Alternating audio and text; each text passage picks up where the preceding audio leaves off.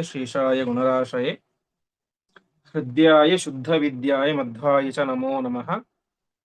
नारायणाय परिपूर्णगुणार्णवाय विश्वोदय स्थितिलयो नियतिप्रदाय ज्ञानप्रदाय विबुधासुरसौख्यदुःखसत्कारणाय वितताय नमो नमस्ते। श्रीगुरुभ्यो नमः। हरिः ಓಂ.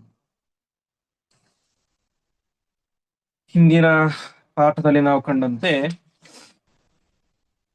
ನಾರದರು ಬಂದು ಹೇಳ್ತಾರೆ, ಇಂತಿಂತಹ ಲೋಕದಲ್ಲಿ ಇವರೆಲ್ಲ ಇದ್ದಾರೆ. ಹರಿಶ್ಚಂದ್ರ ಇಂದ್ರನ ಸಭೆಯಲ್ಲಿ ಇದ್ದಾನೆ.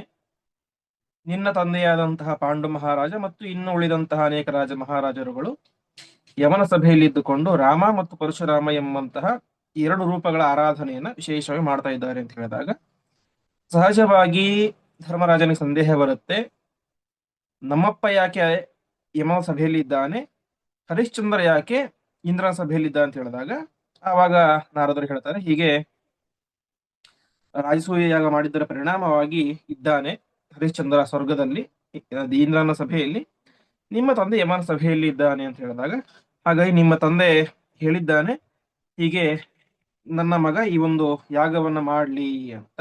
ಹಾಗೆ ಇನ್ನೊಂದು ಶಾಪದ ವಿಚಾರವನ್ನು ಕೂಡ ಹೇಳಿದ್ರು. ಪಾಂಡು ಮಹಾರಾಜರು ಸ್ವರೂಪದಲ್ಲಿ ಪರಾವಹ ಎನ್ನುವಂತಹ ಒಬ್ಬ ಮರುದ್ದೇವತೆ ತಪಸ್ಸನ್ನು ಮಾಡ್ತಾ ಇದ್ದಾಗ ಇಂದ್ರ ಬಂದಾಗಲೂ ಕೂಡ ಎದ್ದು ನಿಂತು ಗೌರವ ಕೊಡ್ಲಿಲ್ಲ. ಹಾಗಾಗಿ ಶಾಪ ಕೊಟ್ಟ. ಕೊನೆಗೆ ಪರಿಹಾರವನ್ನು ಕೇಳಿದಾಗ, ರಾಜಸೂಯ ಯಾಗದಿಂದಾಗಿ ನಿನಗೆ ನಿನ್ನ ಮೂಲ ರೂಪದ ಪ್ರವೇಶ ಆಗುತ್ತೆ ಅಂತೆಲ್ಲ ವಿಚಾರ ನೋಡಿದ್ವಿ. ಮುಂದೆ 90ನೇ ಶ್ಲೋಕದಿಂದಾಗಿ ಪ್ರಾರಂಭ. ಉದೀರ್ಯ ಚೈವಮೀಶ್ವರಃ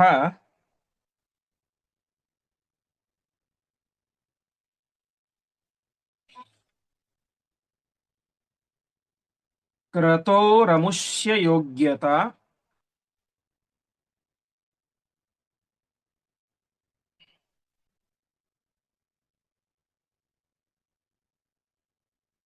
ವೃಕೋದರೇ ಯತೋಖಿಲ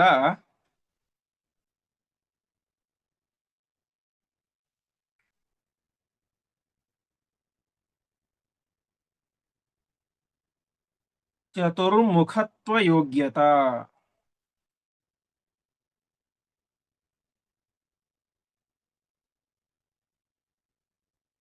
ತತಃ ಸುಪೂರ್ಣಮಸ್ಯ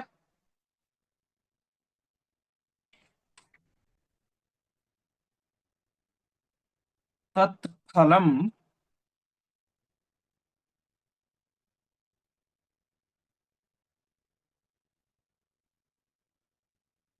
ವಿಧಾತು ಮಂಜಸ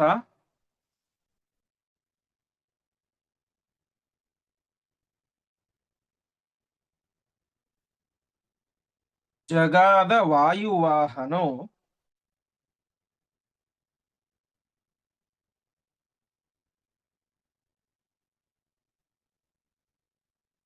ವಚೋ ಯುಧಿಷ್ಠಿರಂ ತ್ವಿದಂ.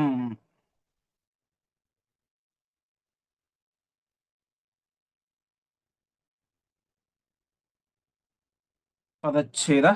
ಉದೀರ್ಯ ಚ ಏವಂ ಈಶ್ವರಃ ಕ್ರತೋಃ ಅಮುಷ್ಯ ಯೋಗ್ಯತಾ ವೃಕೋದರೇ ಯತಃ ಅಖಿಲಾ ಚತುರ್ಮುಖತ್ವ ಯೋಗ್ಯತಾ ತತಃ ಸುಪೂರ್ಣಂ ಅಸ್ಯ ತತ್ಫಲಂ ವಿಧಾತುಂ ಅಂಜಸ ಜಗಾದ ವಾಯುವಾಹನಃ ವಚಃ ಯುಧಿಷ್ಠಿರಂ ತು ಇದಂ.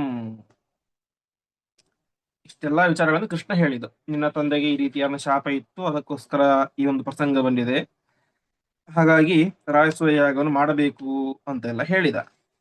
ಮತ್ತೆ ಮುಂದೆ ಹೇಳ್ತಾ ಇದ್ದಾನೆ, ಅಮುಷ್ಯ ಕ್ರತೋಹೋ.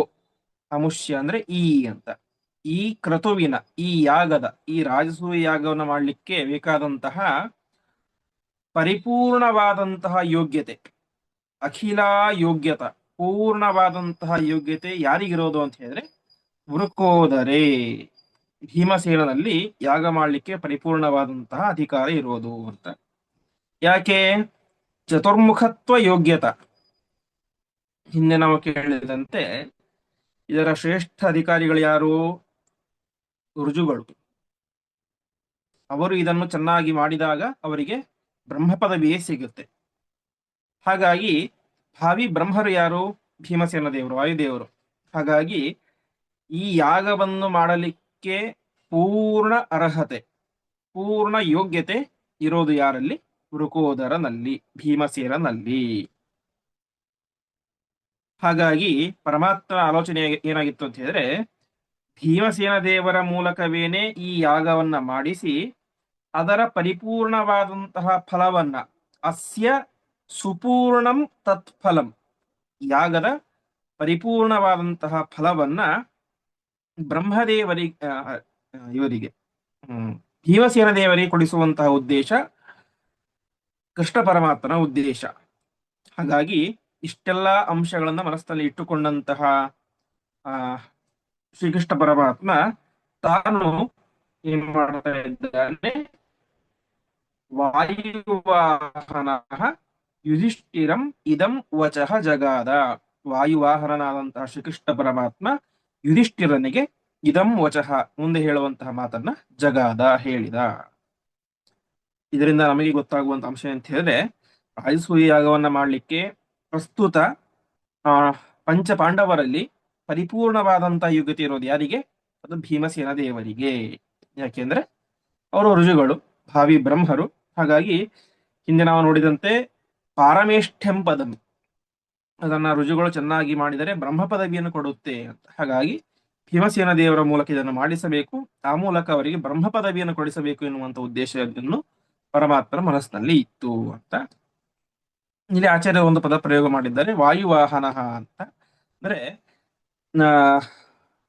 ಪರಮಾತ್ಮ ಅವನು ವಾಯುವಾಹನಾಗಿರ್ತಾನೆ ಅಂತ. ಇದರಲ್ಲೂ ಕೂಡ ನಾವು ನೋಡ್ತೇವೆ, ವಿಷ್ಣು ಸಹಸ್ರನಾಮದಲ್ಲಿ ವರದೋ ವಾಯುವಾಹನ ಅಂತೆಲ್ಲ ಬರುತ್ತೆ. ಹೀಗೆ ಪರಮಾತ್ಮನನ್ನ ಹೊತ್ತುಕೊಂಡಿರುವಂಥವರು ವಾಯುದೇವರು. ಮತ್ತೆ ನಾವು ಗರುಡ ಪುರಾಣ ಇತ್ಯಾದಿಗಳಲ್ಲಿ ಕೇಳುವಂತೆ, ಜೀವ ಒಂದು ದೇಹದಿಂದ ಇನ್ನೊಂದು ದೇಹಕ್ಕೆ ಪ್ರಯಾಣವನ್ನು ಮಾಡಬೇಕಾದ್ರೆ ಅವನು ವಾಯುದೇವರ ಹೆಗಲದಲ್ಲಿ ಕೂತ್ಕೊಂಡಿರ್ತಾನೆ ಅಂತ. ಒಂದು ಹೆಗಲಿನಲ್ಲಿ ಪರಮಾತ್ಮ, ಇನ್ನೊಂದು ಹೆಗಲಿನಲ್ಲಿ ಜೀವ. ಹೀಗೆ ಜೀವ ಮತ್ತು ಪರಮಾತ್ಮ ಇಬ್ಬರನ್ನೂ ಕೂಡ ತನ್ನ ಹೆಗಲಿನಲ್ಲಿ ಹೊತ್ತುಕೊಂಡು ವಾಯುದೇವರು ಪ್ರಯಾಣವನ್ನು ಮಾಡ್ತಾರೆ ಒಂದು ದೇಹದಿಂದ ಇನ್ನೊಂದು ದೇಹಕ್ಕೆ ಅಂತ. ಆ ನಿಟ್ಟಿನಲ್ಲಿಯೂ ಕೂಡ ಪರಮಾತ್ಮ ವಾಯುವಾಹನನಾಗ್ತಾನೆ. ಹೀಗೆ ಅಂತಹ ಶ್ರೀಕೃಷ್ಣ ಪರಮಾತ್ಮ ಯುಧಿಷ್ಠಿರನನ್ನು ಕುರಿತು ಈ ಮಾತನ್ನ ಹೇಳಿದ. ಕ್ವರಾಜಸೂಯ ಮಧ್ಯತೆ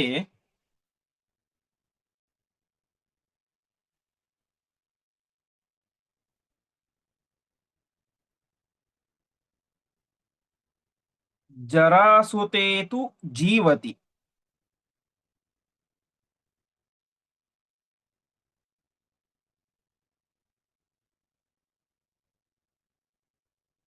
ಜಯೇತ್ ಕಯೇವ ತಂ ಯುಧ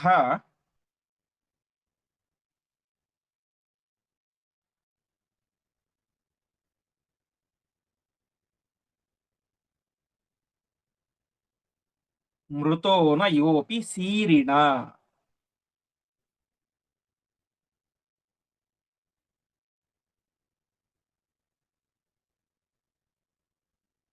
ವಿರಿಂಚ ಶರ್ವ ವಾಕ್ಯತಃ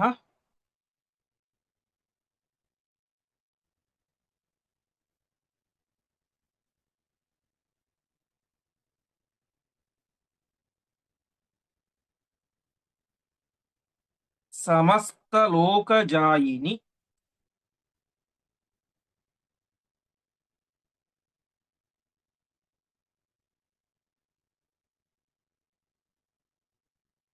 ಸ್ಥಿತೆ ತುತೆ ಜರಾಸುತೆ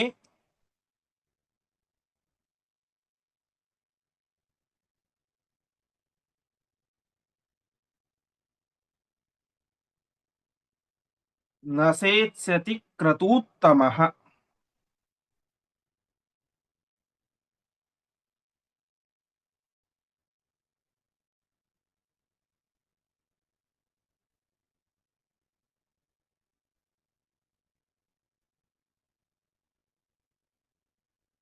ಪದಚ್ಛೇದ.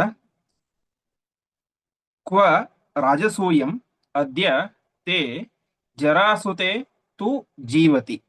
जयेत् कः एव तं युधा मृतः न यः अपि सीरिण विरिञ्च सर्ववाक्यतः समस्तलोकजायिनि स्थिते तु ते जरासुते न सेत्स्यति क्रतूत्तमः. ಸರಿ, ರಾಜಸೂಯ ಯಾಗವನ್ನು ಮಾಡಬೇಕು, ಆದರೊಂದು ಸಮಸ್ಯೆ ಇದೆ ಅಂತ ಕೃಷ್ಣ ಹೇಳ್ತಾ ಇದ್ದಾನೆ. ಏನದು ಸಮಸ್ಯೆ? ಜರಾಸುತೇತು ಜೀವತಿ ಕೊರಾಜಸೂಯ ಬದ್ಯ. ಮಹಾಪರಾಕ್ರಮಶಾಲಿಯಾದಂತಹ, ವೇದ ವಿರೋಧಿಯಾದಂತಹ, ವೈದಿಕ ಮತದ ವಿರೋಧಿಯಾದಂತಹ, ಮಹಾಶೈವನಾದಂತಹ ಜರಾಸಂಧ, ಜರಾಸುತ, ಜರಾಸಂಧ ಜೀವತಿ ಬದುಕಿರಬೇಕಾದ್ರೆ ರಾಜಸೂಯಂ, ರಾಜಸೂಯ ಮಾಡ್ಲಿಕ್ಕೆ ಇಲ್ಲಿ ಸಾಧ್ಯ ಅಂತ. ಯಾಕೆ ರಾಜಸೂಯ ಯಾಗ ಅಂತ ಹೇಳಿದ್ರೆ ಎಲ್ಲ ರಾಜ ಮಹಾರಾಜರುಗಳನ್ನು ಕೂಡ ಗೆದ್ದು ಮಾಡುವಂತಹ ಯಾಗ ರಾಜಸೂಯ. ಹೆಸರೇ ಹೇಳುತ್ತೆ ರಾಜಸೂಯ, ರಾಜರನ್ನು ಗೆದ್ದು ಮಾಡುವಂತಹ ಯಾಗ. ಹಾಗಾಗಿ ಜರಾಸಂಧನಂತಹ ಮಹಾಪರಾಕ್ರಮಿಯಾದಂತಹ ರಾಜನ್ನ ಗೆಲ್ಲಿಕ್ಕೆ ಸಾಧ್ಯವೇ ಇಲ್ಲ. ಜಯೇತ್ ಕಯೇವ ತಂ ಯುಧ, ಯುಧ ಅಂದ್ರೆ ಯುದ್ಧದಲ್ಲಿ, ಯುದ್ಧದಲ್ಲಿ ಯಾರು ತಾನೇ ಅವನು ಗೆಲ್ಲಿಕ್ಕೆ ಸಾಧ್ಯ? ಅಷ್ಟು ಪರಾಕ್ರಮಶಾಲಿ ಜರಾಸಂಧ. ಮುಂದೆ ಹೇಳ್ತಾರೆ, ಮೃತೋನ ಯೋಪಿ ಸೀರಿಣ, ಬಲರಾಮನಿಗೂ ಕೂಡ ಅವನನ್ನ ಕೊಲ್ಲಲಿಕ್ಕೆ ಆಗಲಿಲ್ಲ. ಬಲರಾಮನಂತಹ ಮಹಾಪರಾಕ್ರಮಶಾಲಿಗೂ ಕೂಡ ಜರಾಸಂಧನನ್ನ ಕೊಲ್ಲಲಿಕ್ಕೆ ಸಾಧ್ಯ ಆಗಲಿಲ್ಲ. ಹಾಗಾಗಿ ಅವನನ್ನ ಸೋಲಿಸಲಿಕ್ಕೆ ಯಾರಿಂದಲೂ ಸಾಧ್ಯ ಇಲ್ಲ ಅಂತ ಕೃಷ್ಣ ಹೇಳ್ತಾ ಇದ್ದಾನೆ ಯುಧಿಷ್ಠಿರನ ಮುಂದೆ. ಇಲ್ಲಿ ಆಚಾರ್ಯರೊಂದು ವಿಶಿಷ್ಟ ಪದವನ್ನ ಪ್ರಯೋಗ ಮಾಡಿದ್ದಾರೆ, ಸೀರಿಣ ಅಂತ. ಸಾಮಾನ್ಯವಾಗಿ ಎಲ್ಲೂ ಈ ರೀತಿ ಪದ ಪ್ರಯೋಗ ಕಂಡಿಲ್ಲ. ಸೀರ ಅಂದ್ರೆ ನೇಗಿಲು, ಸೀರ ಅಂದ್ರೆ ನೇಗಿಲು. ಯಾರಿಗೆ ಸೀರ ಇದೆಯೋ ಅವನು ಸೀರಿ,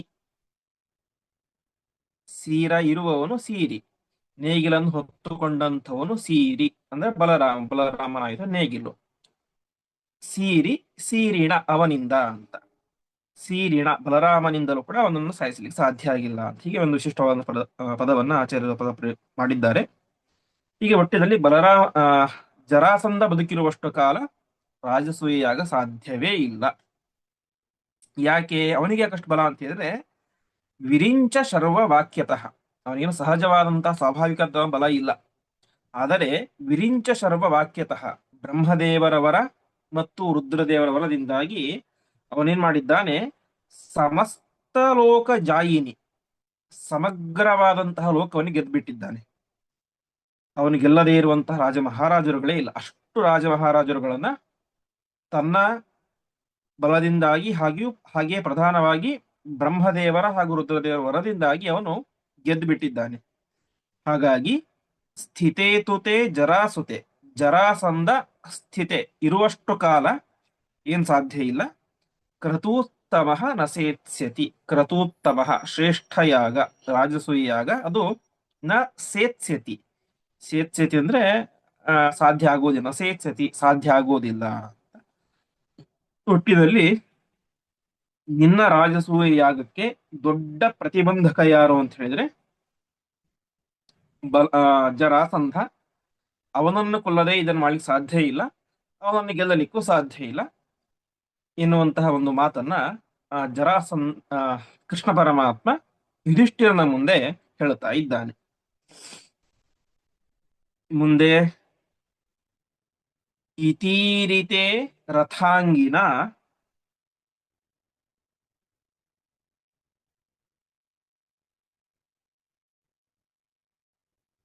ಜಗಾದ ಧರ್ಮನಂದನ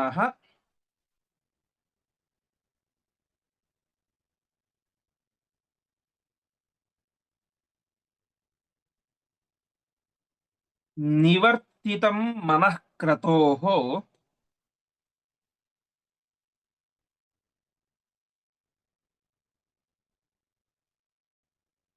ಅಲಂ ಮಮಾಮುನಾ ಪ್ರಭೋ.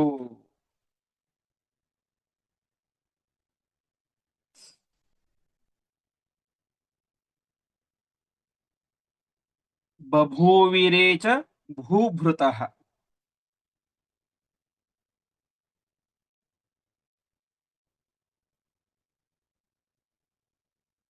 ನ ಚಾಧಿರಾಜ್ಯಮಾಪಿರೆ.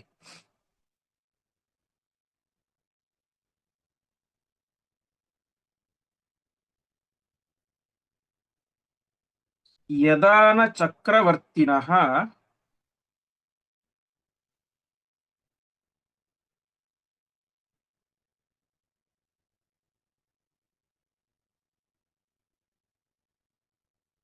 ತದೇದೃಶಾ ನ ಶತ್ರವಃ. ತದೇದೃಶ ನ ಶತ್ರವಃ.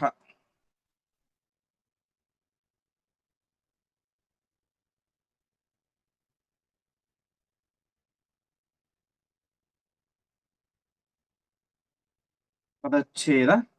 ಇತಿ ಈ ರೀತಿ ರಥಾಂಗಿನ ಜಗಾದ ಧರ್ಮನಂದನಃ ನಿವರ್ತಿತಂ ಮನಃ ಕ್ರತೋಃ ಅಲಂ ಮಮ ಅಮುನಾ ಪ್ರಭೋ ಬಭೂವಿರೆ ಚ ಭೂಭೃತಃ ನ ಚ ಅಧಿರಾಜ್ಯಂ ಆಪೀರೆ ಯದಾ ಚ ಚಕ್ರವರ್ತಿನಃ ತದಾ ಈದೃಶಾಃ ನ ಶತ್ರವಃ. ಇತಿ ರೀತೆ ರಥಾಂಗಿನ. ರಥಾಂಗಿ ಅಂತ ಹೇಳಿದ್ರೆ ಕೃಷ್ಣ ಪರಮಾತ್ಮ. ರಥ, ರಥದ ಅಂಗ ಯಾವುದು? ಚಕ್ರ. ರಥಾಂಗಿ, ಆ ಚಕ್ರವನ್ನ ಧಾರಣೆ ಮಾಡಿದಂಥವನು ಅಂದ್ರೆ ಕೃಷ್ಣ ಪರಮಾತ್ಮ ಕೈಯಲ್ಲಿ ಚಕ್ರವನ್ನು ಹಿಡಿದಂಥವನು ಅಂತ. ಹೀಗೆ ರಥಾಂಗಿನ ಶ್ರೀಕೃಷ್ಣ ಪರಮಾತ್ಮ ಇತಿ ಈ ರೀತಿಯಾಗಿ ಹೇಳಿದ. ಇಲ್ಲ ಮಹಾಪರಾಕ್ರಮ ಗೆಲ್ಲಲಿಕ್ಕೆ ಸಾಧ್ಯ ಇಲ್ಲ ಅಂತ ಇಷ್ಟು ಹೇಳಿದಾಗ ಧರ್ಮನಂದನ ಯುಧಿಷ್ಠಿರ ಒಂದು ಮಾತನ್ನು ಹೇಳಿದ. ಆ ಕೃಷ್ಣ, ಇದ್ಯಾಕೋ ನನ್ನ ಕೈಯಲ್ಲಿ ಸಾಧ್ಯ ಅಲ್ಲ ಅಂತ ಅನಿಸ್ತಾ ಇದೆ. ಹಾಗಾಗಿ ಮಮ ಮನಃ, ನನ್ನ ಮನಸ್ಸು ಯಾಕೋ ಹಿಂದೆ ಸರಿತಾ ಇದೆ ಅಂತ. ರಾಜಸೂಯ ಯಾಗವನ್ನು ನಾನು ಮಾಡಬಹುದು ಅಂತ ಅನ್ಕೊಂಡಿದ್ದೆ. ಆದರೆ ಈಗ ಏನಾಗ್ತಾ ಇದೆ, ಈ ಜರಾಸಂಧನ ವಿಚಾರವಾಗಿ ನನ್ನ ಮನಸ್ಸು ಏನಾಗ್ತಾ ಇದೆ, ನಿವರ್ತಿತಂ, ಹಿಂದೆ ಸರಿತಾ ಇದೆ. ಹಾಗಾಗಿ ನನ್ನ ಕೈಯಲ್ಲಿ ಇದನ್ನ ಮಾಡಲಿಕ್ಕೆ ಸಾಧ್ಯ ಇಲ್ಲ. ಈ ರೀತಿಯಾಗಿ ಶ್ರೀಕೃಷ್ಣ ಪರಮಾತ್ಮ ಈ ಮಾತನ್ನು ಹೇಳಿದೆ ಅದಕ್ಕೋಸ್ಕರ. ಧರ್ಮರಾಜನ ಕೈಯಲ್ಲಂತರೂ ಸಾಧ್ಯ ಇಲ್ಲ. ಮತ್ತು ಇದರ ಪೂರ್ಣವಾದಂತಹ ಫಲ ಯಾರಿಗೆ ಸಿಗಬೇಕು? ಭೀಮಸೇನಿಗೆ ಸಿಗಬೇಕು. ಅದಕ್ಕೋಸ್ಕರ ಧರ್ಮರಾಜನ ಮನಸ್ಸನ್ನ ಕುಗ್ಗಿಸುವಂತಹ ಕೆಲವೊಂದಿಷ್ಟು ಮಾತುಗಳನ್ನ ಶ್ರೀಕೃಷ್ಣ ಪರಮಾತ್ಮ ಆಡಿದ. ಅದಕ್ಕೆ ಸಹಜವಾಗಿ ಆ ಒಂದು ಮನಸ್ಸು ಕೂಡ ಕುಗ್ಗಿತು. ಅವನಿಗಷ್ಟು ಬಲವೂ ಇರಲಿಲ್ಲ. ಭೀಮಸೇನ ದೇವರಿಗಿಷ್ಟು ಇರುವಷ್ಟು ಪೂರ್ಣವಾದಂತಹ ಯೋಗ್ಯತೆಯೂ ಅವನಲ್ಲಿ ಇರಲಿಲ್ಲ, ಧರ್ಮರಾಜನಲ್ಲಿ. ಹಾಗಾಗಿ ಅವನು ಹೇಳಿದ, ನನ್ನ ಕೈಯಲ್ಲಿ ಸಾಧ್ಯ ಇಲ್ಲ ಪ್ರಭು ಶ್ರೀಕೃಷ್ಣ ಪರಮಾತ್ಮ, ನನ್ನ ಕೈಯಲ್ಲಿ ಅವನನ್ನು ಸಂಹಾರ ಮಾಡಿ ಇದನ್ನ ಮಾಡ್ಲಿಕ್ಕೆ, ಈ ಯಾಗವನ್ನು ಮಾಡ್ಲಿಕ್ಕೆ ಸಾಧ್ಯ ಇಲ್ಲ ಅಂತ ನಿರಾಕರಣೆ ಮಾಡಿದ.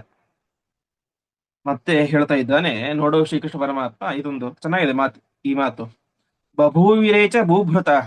ನೋಡು ಶ್ರೀಕೃಷ್ಣ ಪರಮಾತ್ಮ ಹಿಂದೆ ಇತಿಹಾಸದಲ್ಲಿ ಅನೇಕ ರಾಜ ಮಹಾರಾಜರುಗಳು ಆಗಿ ಹೋಗಿಬಿಟ್ಟಿದ್ದಾರೆ. ಭೂಭೃತಃ ಅಂದ್ರೆ ರಾಜರು, ಅನೇಕ ಶ್ರೇಷ್ಠ ಎಲ್ಲ ರಾಜ ಮಹಾರಾಜರುಗಳು ಆಗಿ ಹೋಗ್ಬಿಟ್ಟಿದ್ದಾರೆ. ಆದರೆ ಅವರೆಲ್ಲರೂ ಕೂಡ ಅಧಿರಾಜ್ಯಂ ನ ಆಪಿರೆ. ಅಧಿರಾಜ್ಯ ಅಂದ್ರೆ ಚಕ್ರವರ್ತಿ ಆಗೋದು ಅಂತ. ಈಗೆಲ್ಲರೂ ಚಕ್ರವರ್ತಿಗಳಾದ್ರ? ಇಲ್ಲ. ಇತಿಹಾಸದಲ್ಲಿ ಆಗಿ ಹೋದಂತಹ ಎಲ್ಲ ರಾಜ ಮಹಾರಾಜರುಗಳು ಕೂಡ ಚಕ್ರವರ್ತಿಗಳೇನಾಗ್ಲಿಲ್ಲ. ಯದಾಚ ಚಕ್ರವರ್ತಿನ, ಯಾರ ಚಕ್ರವರ್ತಿಗಳಾಗಿದ್ದಾರಲ್ಲ, ಯಾರು ಆಗೇ ಇಲ್ಲ ಅಂತ. ಕೆಲವೊಬ್ರು ಚಕ್ರವರ್ತಿಗಳಾಗಿದ್ದಾರೆ, ರಾಜಸೂಯಾಗಾದಿಗಳನ್ನ ಮಾಡಿದ್ದಾರೆ, ಹರಿಶ್ಚಂದ್ರನಂಥವರು. ಆದರೆ ಹರಿಶ್ಚಂದ್ರನಂಥವರು ರಾಜಸೂಯಾಗವನ್ನು ಮಾಡಬೇಕಾದ್ರೆ ಏನಿರ್ಲಿಲ್ಲ, ನ ತೇದೃಶಾನ ಶತ್ರವಃ, ಇಂತಹ ಜರಾಸಂಧನಂತ ಶತ್ರುಗಳಿರ್ಲಿಲ್ಲ ಅಂತ. ತಾತ್ಪರ್ಯ ಏನು? ಹಿಂದೆ ಆಗಿ ಹೋದಂತಹ ರಾಜ ಮಹಾರಾಜರುಗಳು ಎಲ್ಲರೂ ಏನು ರಾಜಸೂಯಾಗ ಮಾಡಿ ಚಕ್ರವರ್ತಿಗಳಾಗಿಲ್ಲ. ಯಾರ್ಯಾರು ಮಾಡಿದ್ದಾರೋ ಅವಾಗ ಇಂತಹ ಪ್ರಬಲ ಶತ್ರುಗಳು ಇರಲಿಲ್ಲ ಅಂತ. ಹಾಗಾಗಿ ಮಾಡಲೇಬೇಕು ಅಂತ ಏನಿದೆ.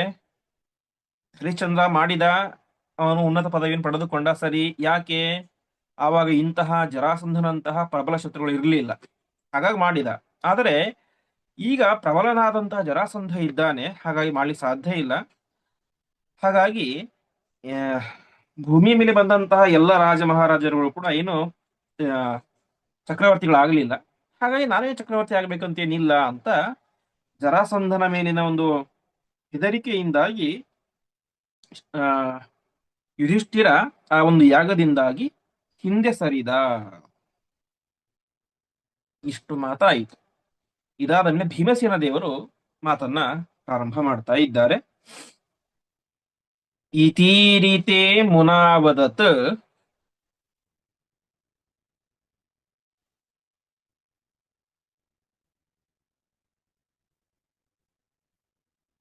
ಪ್ರಧಾನ ಮಾರುತಾತ್ಮಜ.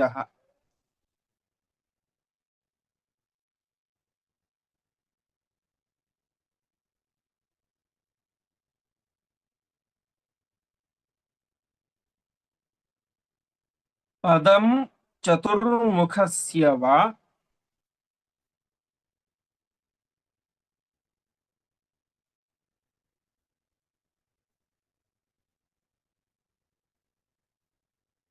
ಸುಸಾಧ್ಯಮೇವ ಯತ್ನತಃ.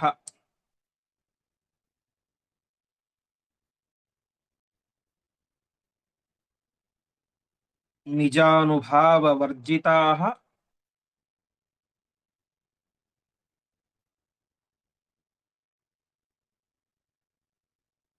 ಹರೇರನುಗ್ರಹೋಜ್ಜಿತಾಃ.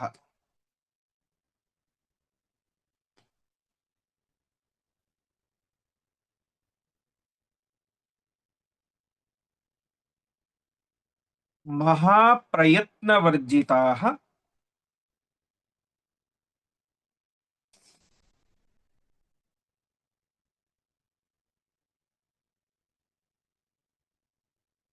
ಜನಾನ ಜಗ್ಮುರುನ್ನತಿಂ.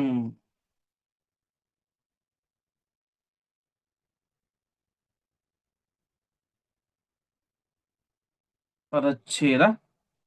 ಇತಿ ಈರಿತೆ ಅಮುನ ಅವದತ್ ಪ್ರಧಾನ ಮಾರುತಾತ್ಮಜಃ ಪದಂ ಚತುರ್ಮುಖಸ್ಯ ವಾ ಸುಸಾಧ್ಯಂ ಏವ ಯತ್ನತಃ.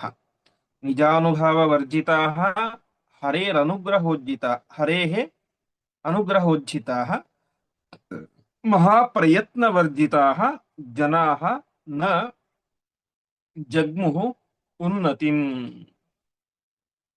ಅಮುನ ಇವನಿಂದ, ಧರ್ಮರಾಜನಿಂದ ಈ ರೀತಿಯಾದಂತಹ ಮಾತು ಬಂದಾಗ ಪ್ರಧಾನ ಮಾರುತಾತ್ಮಜ, ಪ್ರಧಾನ ವಾಯುವಿನ ಪುತ್ರರಾದ ಭೀಮಸೇನ ದೇವರು ಹೇಳ್ತಾ ಇದ್ದಾರೆ, ಚತುರ್ಮುಖಸ್ಯ ಪದಮ್ಮ, ಚತುರ್ಮುಖ ಬ್ರಹ್ಮದೇವರ ಪದವಿಯನ್ನು ಕೂಡ ನಾವೇನ್ ಮಾಡಬಹುದು, ಯತ್ನತಃ ಸುಸಾಧ್ಯಮೇವ, ಚೆನ್ನಾಗಿ ಪ್ರಯತ್ನವನ್ನು ಮಾಡಿದರೆ ಅದನ್ನು ಪಡಿಬಹುದು ಅಂತ.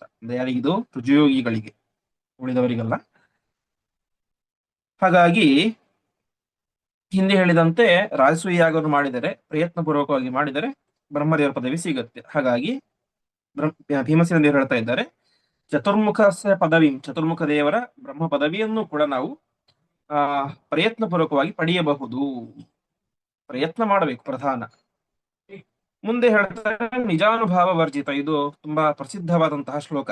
ಯಾವುದೇ ವ್ಯಕ್ತಿಯಾಗಲಿ ತನ್ನ ಪ್ರಯತ್ನವನ್ನ ಪ್ರಾಮಾಣಿಕವಾಗಿ ಮಾಡಬೇಕು, ಅದರ ಜೊತೆಗೆ ಅವನ ಯೋಗ್ಯತೆ ಇರಬೇಕು, ಜೊತೆಗೆ ಪ್ರಧಾನವಾಗಿ ಪರಮಾತ್ಮ ಅನುಗ್ರಹ ಇರಬೇಕು ಎನ್ನುವುದು ಈ ಒಂದು ಶ್ಲೋಕದ ಆಂತರ್ಯ. ಅದಕ್ಕೆ ಭೀಮಸೇನ ದೇವರು ಹೇಳ್ತಾ ಇದ್ದಾರೆ, ನಿಜಾನುಭಾವ ವರ್ಜಿತಾಹ. ಅದು ಬ್ರಹ್ಮದೇವರ ಪದವಿಯನ್ನು ಪಡೆಯುವಂತಹ ಕಾರ್ಯವಾಗಲಿ ಅಥವಾ ನಮ್ಮ ಯೋಗ್ಯತೆಗೆ ಅನುಗುಣವಾದಂತಹ ಒಂದು ಸಾಮಾನ್ಯ ಕಾರ್ಯಗಳೇ ಆಗಲಿ, ಒಟ್ಟಿನಲ್ಲಿ ಯಾವುದೇ ಸತ್ಕರ್ಮಗಳನ್ನು ಮಾಡಬೇಕಾದ್ರೆ ಪ್ರಧಾನವಾಗಿ ಬೇಕಾದದ್ದು ನಿಜ ಅನುಭಾವ. ಅನುಭಾವ ಅಂದ್ರೆ ಸ್ವರೂಪ ಯೋಗ್ಯತೆ ಅಂತ. ನಿಜ ಅನುಭಾವ, ಅವರಿಗೆ ಆ ಕಾರ್ಯವನ್ನು ಮಾಡಲಿಕ್ಕೆ, ಆ ಫಲವನ್ನು ಪಡೀಲಿಕ್ಕೆ ಒಂದು ಯೋಗ್ಯತೆ ಇರಬೇಕು. ಹೀಗೆ ನಿಜಾನುಭಾವ ವರ್ಜಿತ, ಯಾರಲ್ಲಿ ಸ್ವಾಭಾವಿಕವಾದಂತಹ ಒಂದು ಆ ಯೋಗ್ಯತೆ ಇಲ್ಲ, ಸ್ವರೂಪ ಯೋಗ್ಯತೆ ಎಂಬುದು ಇಲ್ಲವೋ, ಆಮೇಲೆ ಅದಿದ್ರೆ ಮಾತ್ರ ಆಗುತ್ತಾ? ಇಲ್ಲ, ಅದನ್ನು ಅಭಿವ್ಯಕ್ತಿಗೊಳಿಸುವಂತಹ ಯೋಗ್ಯವಾದಂತಹ ಶರೀರ ಬೇಕು, ಅದಕ್ಕೆ ಬೇಕಾದಂತಹ ಎಲ್ಲವೂ ಕೂಡ ಬೇಕು, ಸಾಮಗ್ರಿಗಳು. ಅದು ಹೇಗೆ ಸಿಗುತ್ತೆ? ಹರೇಹೇ ಅನುಗ್ರಹೋಜ್ಜಿತ, ಪರಮಾತ್ಮ ಅನುಗ್ರಹ ಬೇಕು, ಸ್ವರೂಪ ಯೋಗ್ಯತೆ ಇರಬೇಕು, ಪರಮಾತ್ಮನ ಅನುಗ್ರಹ ಇರಬೇಕು. ಹರೇರ ಅನುಗ್ರಹೋಜ್ಜಿತ, ಪರಮಾತ್ಮ ಅನುಗ್ರಹ ಇಲ್ಲದೆ ಹೋದ್ರೆ ಸಾಧ್ಯ ಇಲ್ಲ. ಇದೆಲ್ಲ ಕೂಡ ಇದೆ, ಸ್ವರೂಪ ಯೋಗ್ಯತೆ ಇದೆ, ಪರಮಾತ್ಮ ಅನುಗ್ರಹ ಇದೆ. ಆದರೆ ಪ್ರಯತ್ನವನ್ನೇ ಮಾಡೋದಿಲ್ಲ ಅಂತ ಹೇಳಿದ್ರೆ ಅದು ಕೂಡ ಸಾಧ್ಯ ಇಲ್ಲ. ಮಹಾಪ್ರಯತ್ನವನ್ನು ಮಾಡಬೇಕು. ಮಧ್ಯದಲ್ಲಿ ಏನೇ ಅಡೆತಡೆಗಳು ಬಂದರೂ ಕೂಡ ಅದನ್ನು ನಾನು ಮುಗಿಸ್ತೇನೆ ಅಂತ ಒಂದು ಸಾತ್ವಿಕವಾದಂತಹ ಹಠ ಇರಬೇಕು. ಹೀಗೆ ಮಹಾಪ್ರಯತ್ನ ಇರಬೇಕು.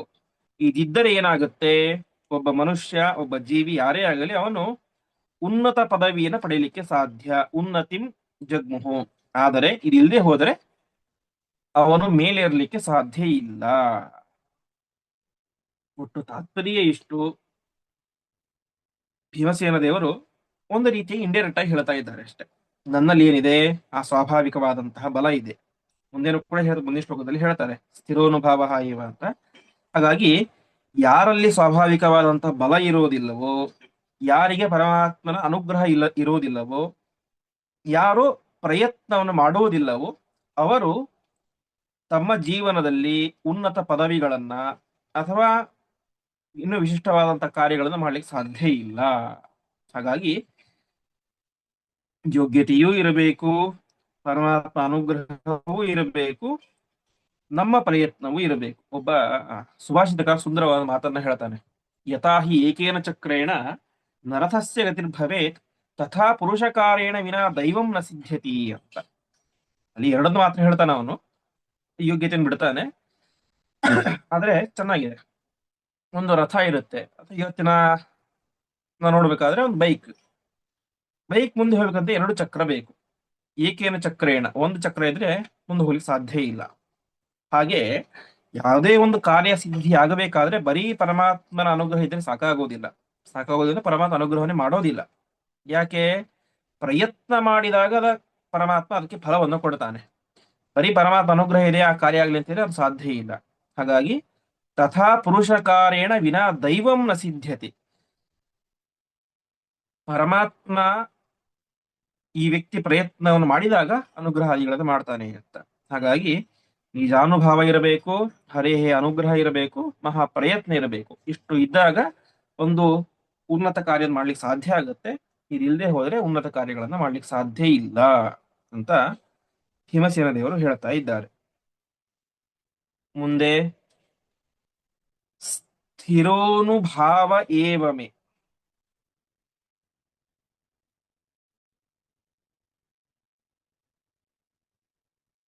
ಮಹಾನ್ ಅನುಗ್ರಹೋ ಹರೇಹೇ.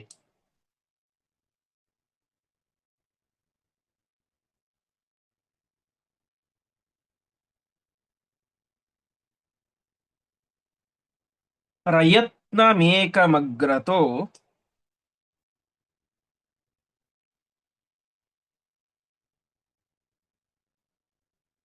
ನಿಧಾಯ ಭೂತಿಮಾಪ್ನುಮಃ.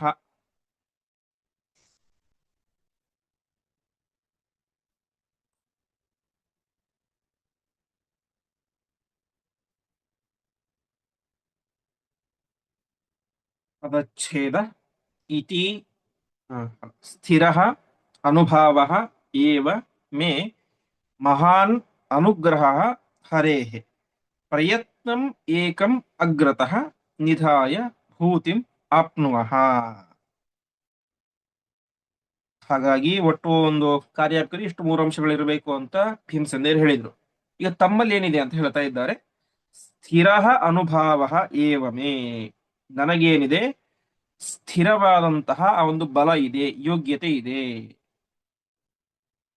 ನನ್ನಲ್ಲಿ ಈ ರಾಜಸೂಯ ಯಾಗಾದಿಗಳನ್ನ ಮಾಡಲಿಕ್ಕೆ ಬೇಕಾದಂತಹ, ಜರಾಸಂಧನ ಸಂಹಾರ ಮಾಡಲಿಕ್ಕೆ ಬೇಕಾದಂತಹ ಯೋಗ್ಯತೆ ಸ್ಥಿರವಾಗಿ ಇದೆ, ಸ್ವಾಭಾವಿಕವಾಗಿ ಇದೆ. ಎರಡನೇದ್ದೇನು? ಪರಮಾತ್ಮ ಅನುಗ್ರಹ. ಅದು ಕೂಡ ಮಹಾನ್ ಅನುಗ್ರಹ, ಬರೀ ಸಣ್ಣ ಪುಟ್ಟ ಅನುಗ್ರಹ ಅಲ್ಲ. ಪರಮಾತ್ಮನ ಅನುಗ್ರಹ ನನ್ನ ಮೇಲೆ ಮಹಾನುಗ್ರಹ, ಪರಮಾನುಗ್ರಹವನ್ನು ಪರಮಾತ್ಮ ಯಾವಾಗಲೂ ಮಾಡ್ತಾನೆ. ಹೀಗೆ ಯೋಗ್ಯತೆ ಇದೆ, ಪರಮಾತ್ಮನ ಅನುಗ್ರಹ ಇದೆ. ಇನ್ನೇನು ಬಾಕಿ ಉಳಿದಿರೋದು? ಪ್ರಯತ್ನ ಮೇಕಮಗ್ರತಃ. ಪ್ರಯತ್ನವನ್ನು ನಾವು ಮಾಡೋಣ, ಆ ಮೂಲಕ ಭೂತಿಂ ಆಪ್ನುಮಃ. ಭೂತಿ ಅಂತ ಹೇಳಿದ್ರೆ ಸಂಪತ್ತು ಅಂತ. ಭೂತಿ ಶಬ್ದಕ್ಕೆ ಒಟ್ಟು ಎರಡು ಅರ್ಥ ಸಂಸ್ಕೃತದಲ್ಲಿ. ಭೂತಿರ್ ಭಸ್ಮನಿ ಸಂಪದಿ ಅಂತ, ಭಸ್ಮಕ್ಕೆ ಭೂತಿ, ವಿಭೂತಿ ಅಂತ ಕರೀತಾರೆ. ಇನ್ನೊಂದು ಸಂಪತ್ತಿಗೆ ಭೂತಿ ಅಂತ ಕರೀತಾರೆ. ಹಾಗಾಗಿ ನಾವೇನ್ ಮಾಡೋಣ, ಪರಮಾತ್ಮ ಯೋಗ್ಯತೆ ಇದೆ ನನಗೆ, ಪರಮಾತ್ಮ ಅನುಗ್ರಹವೂ ಇದೆ, ಪ್ರಯತ್ನವೊಂದನ್ನು ಮಾಡೋಣ. ಹೀಗೆ ಪ್ರಯತ್ನಮೇಕಮಗ್ರತು, ಪ್ರಯತ್ನವನ್ನ ನಮ್ಮ ಪ್ರಾಮಾಣಿಕವಾದಂತಹ ಪ್ರಯತ್ನವನ್ನ ಮುಂದಿಟ್ಟುಕೊಂಡು ನಾವೇನ್ ಮಾಡೋಣ, ಭೂತಿ ಮಾಪ್ನುಮಃ, ಭೂತಿ ಸಂಪತ್ತನ್ನ ಪಡೆಯೋಣ, ಅಂದ್ರೆ ಮೋಕ್ಷ ಎಂಬಂತ ಸಂಪತ್ತನ್ನ ಪಡೆಯೋಣ, ಉತ್ತಮವಾದಂತಹ ಕೀರ್ತಿಯನ್ನ ಪಡೆಯೋಣ. ರಾಜಸೂಯ ಯಾಗದ ಮೂಲಕ ಅಪಾರವಾದಂತಹ ಪುಣ್ಯವನ್ನ ನಾವೆಲ್ಲರೂ ಕೂಡ ಪಡೆಯೋಣ ಎಂಬುದಾಗಿ ಭೀಮಸೇನ ದೇವರು ನಾನು ಮುಂದೆ ನಿಂತುಕೊಂಡು ಈ ರಾಜಸೂಯ ಯಾಗಾದಿಗಳ ಎಲ್ಲವ ಕಾರ್ಯಗಳನ್ನು ಕೂಡ ಮಾಡ್ತೇನೆ ಅಂತ ತಿಳಿಸ್ತಾ ಇದ್ದಾರೆ. ಅದಕ್ಕೆ ಮುಂದೆ ಶ್ರೀಕೃಷ್ಣ ಪರಮಾತ್ಮ ಏನ್ ಹೇಳಿದ ಎನ್ನುವಂತ ವಿಚಾರವನ್ನ ಮುಂದಿನ ಪಾಠದಲ್ಲಿ ನೋಡೋಣ ಎಂಬುದಾಗಿ ಹೇಳ್ತಾ ಇಂದಿನ ಪಾಠವನ್ನ ಶ್ರೀಕೃಷ್ಣ ನಮಸ್ಕಾರ. ನಾಳೆ ಹಿಂದೆ ಭಾನುವಾರ